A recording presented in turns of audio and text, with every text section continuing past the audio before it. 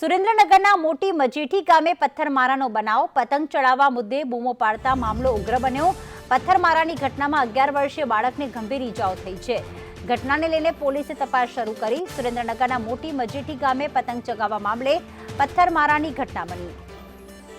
ભાવેશ અમારી સાથે જોડાઈ ગયા છે। ભાવેશ, પથ્થરમારાની ઘટના પ્રકાશમાં આવી, કઈ રીતે આખો મામલો ઉગ્ર બન્યો હતો? ચોક્કસથી વાત કરવામાં આવે તો સુરેન્દ્રનગર જિલ્લાના પાટડીના મોટી મજેઠી ગામે એક સામાન્ય પતંગ ચગાવવા જેવી બાબતે લઈ અને સામાસામી બોલાચાલી થઈ હતી। બોલાચાલી બાદ પથ્થરમારો કરવામાં આવ્યો હતો, જેમાં 11 વર્ષના બાળકને ગંભીર ઈજાઓ થઈ હતી। ઈજાઓ પહોંચતા તેને હોસ્પિટલ સારવાર અર્થે ખસેડવામાં આવ્યો હતો।